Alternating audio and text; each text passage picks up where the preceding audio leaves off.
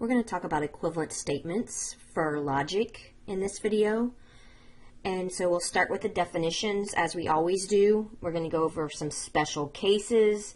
Then we're going to go over how to prove this.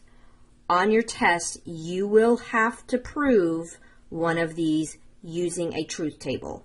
So this is a way I can incorporate the truth table and this section. So you need to understand what it means to be an equivalent statement, how to prove it. There will be special cases that you can use throughout the test, but the last page of the test that's graded by hand, you will have to do one of these and show it using a truth table. So let's start off with, again, the definition. Equivalent statement means both statements have exactly the same truth value. So it means that their answer columns exactly match. I'll end up putting them all in the same truth table, but you'll notice that I actually divided up. It is going to be really easy to use one of the special cases incorrectly, so I say when in doubt, always do a truth table and be confident in it. So make sure you're practicing these, the ones that say use a truth table, or the ones that say that you can choose whatever you want. Practice using a truth table, because that's practicing 4 out of the 6 sections are truth tables. So when we are asked to determine it, there's 2 ways to do it, but the way that will always work is you can do 2 truth tables and compare your answer. That will always work. Now, we actually have already used one of these to prove, like to come up with our rule. We use the definition of if and only if is that it works in both directions with an and between them because it's a both. So we actually already used this first one. Anytime you see that one, you can use it. It generally doesn't pop up a lot, but that's definitely a special case we've actually already used. You can use it again.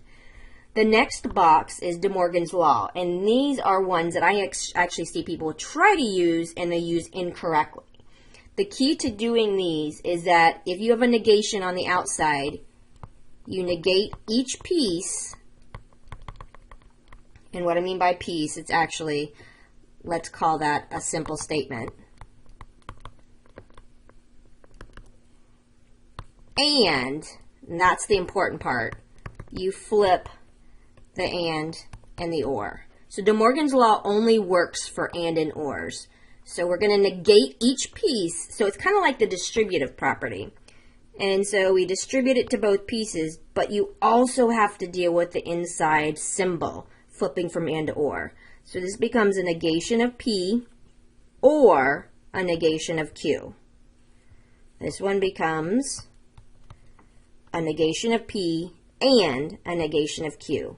The part that people forget is they forget the part of flipping the direction of your and your or. It's like the idea of when you divide by a negative number with an inequality, you have to flip the direction of the inequality. You still have to use your rules of multiplying, dividing by negative numbers, but you have to add that step in. So we're going to prove number 1. And after we prove this, these are ones that you absolutely can use if you notice it on the test. And these would be ones I would actually use because they're easy to apply. So we have 2 simple statements. So we're going to start off with P and Q. So if we look at the first statement, we're going to be dealing with this piece over here. The first thing we're going to do is the inside the parentheses, which is P and Q. And remember, that means both are true to give me a true answer. So the first one works. This is the most specific one. No, no, and no. And now we take the negation of that, which is this outside step, and all that means is flip each one of what you got. So it would be false, true, true, true. Just meant to flip. This is my answer for my first statement, my left answer. Now again, I'm writing that just so you can see and follow through with that.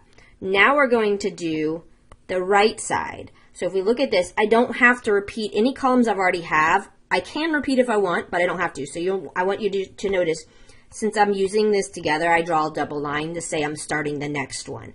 So when I do this one, I need a negation of P and I need a negation of Q. So that's going to be 2 falses, 2 trues, false, true, because it just goes in the opposite order of our simple statements.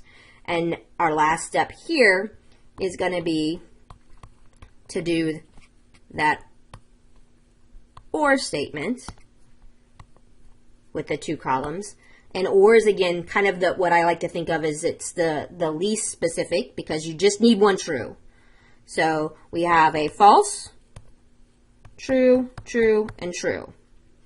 This is my answer for my right.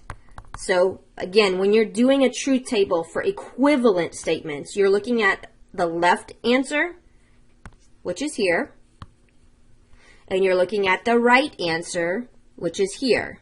If they match, they're logically equivalent. And in this case, they do match, so they're logically equivalent. Now, above we said equivalent statements. They add the word logically because, again, that's what we're dealing with in this section. Like, sometimes y'all are going to be like, why would I ever do this? And there are reasons. There's stuff with optimization that works. But a lot of what you do with computer science, you don't realize it, but you're using these ideas of ands and ors to get zeros and ones and some of those extensive pieces. Also in Excel, if you're doing more of a complicated piece, you use the ideas that are in here. So now we're going to go to what happens if we want to negate something that's not an and or, because that's really important here. De Morgan's law only deals with an and or an or. That's really important. De Morgan's law only deals with an and and or. So we're going to deal with some examples, and the directions on these are going to say it, and then in a few minutes we're going to come up with what do we deal with if we have something different than an and or an or. So directions here tell you what to use. Okay. On the test, a lot of the problems are going to ask you what's equivalent, and you're going to have choices of what to use. If it says specifically use some method, you need to use that specific method. When you're using De Morgan's law, I always start with the one with the negation on the outside. So it does not matter. So here I'm starting with this one, and here I'm going to start with this one. I'm going to always start with that negation on the outside, and I'm going to start with that and see what I get and does it match. So this negation, remember, goes to both pieces and flips my sign. So I get a negation of P and, because it goes to an and, a negation of Q. Now I check these two and I ask, does it match? My answer should be no, because one of them has an and one has an or. Do not just do it in your head. It's going to be easy to miss. Show the step of negating on your paper. So going to number 2. Remember again, we're using that distributive property, but it's got to go to each piece and flip the direction of the sign. So negating a negation becomes a P. An and becomes an or. The Q becomes negation of Q. We check. My answer is yes. These are equivalent statements using De Morgan's law. To me, De Morgan's law is the easiest one to use. So if you have no direction and you look at a problem and you see a negation on the outside with an and or an or, I want you to try to use it.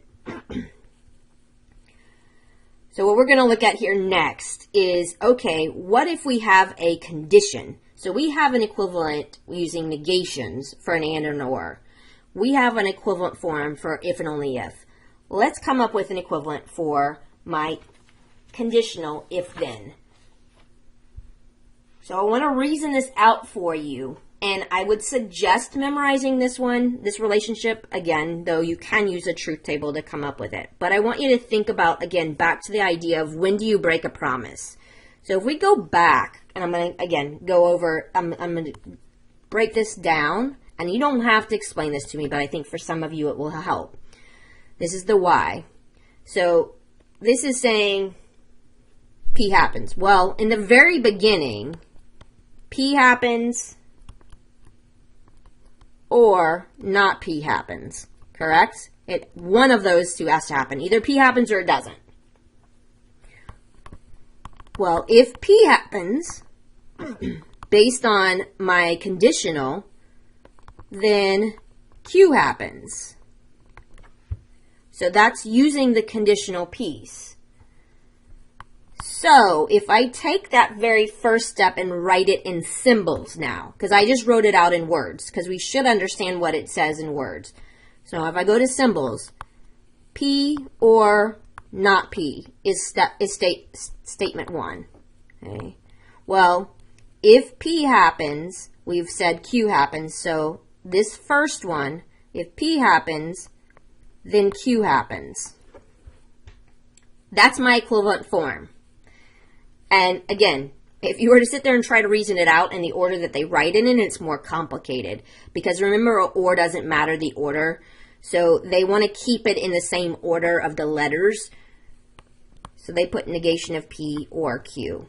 And the reason why is either negation of P happens or P happens. And if P happens, Q happens. That's what this works. I suggest you memorizing this, but again, you will be able to use a truth table if you need to. But we're going to prove it now.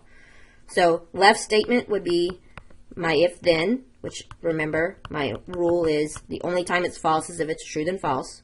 So true, that's my false. True, true. On the left-hand side here, I need to do a negation of P, which flips it. False, false, true, true. A negation of P or Q. It doesn't matter the order you're looking at, but if you look here, you're looking at column 4 or column 2. So we're looking at this column and this column. And it doesn't matter the order, like I said. So looking at those, the or means at least one. So that one is good, no, yes, and yes.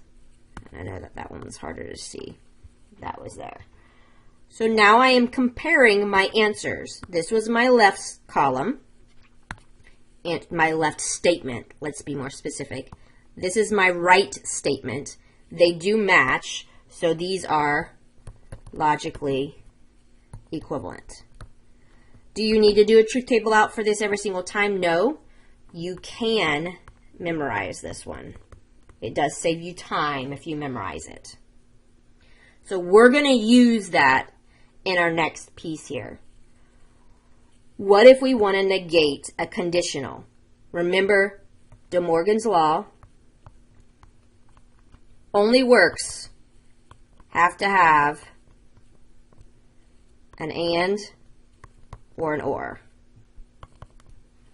And I don't right now. But we should know that that's kind of where we're going with this. So what we're going to do is use this one from above and substitute. So when I look at that relationship, I go not P or Q because again, and it doesn't matter the order you put these in. They generally put in this order. If you would prefer to write Q or not P, that's okay as well. Because we are saying P or not P happens, and then we can substitute in. Now that I am an and, now I can use De Morgan's law. Make sure you distribute it to all three. This becomes a P, change it to an and, negate the Q. I don't suggest memorizing this one. I think that's adding too much in your head, but because as long as you know De Morgan's law and you know the top one that I highlighted in yellow, it takes one extra step to do this substitution. But I don't really suggest you memorizing the letters. You hear how I say it out loud. You want to say it out loud. So if you memorize the letters and write them on your paper, say it out loud when you're doing those conversions. So equivalent to conditional. These are just writing them in words. Some of y'all are better to see it in words than symbols. Equivalent to conditional, which remember means P then Q. That's what that means. You negate the first, flip from conditional to an or, keep the second.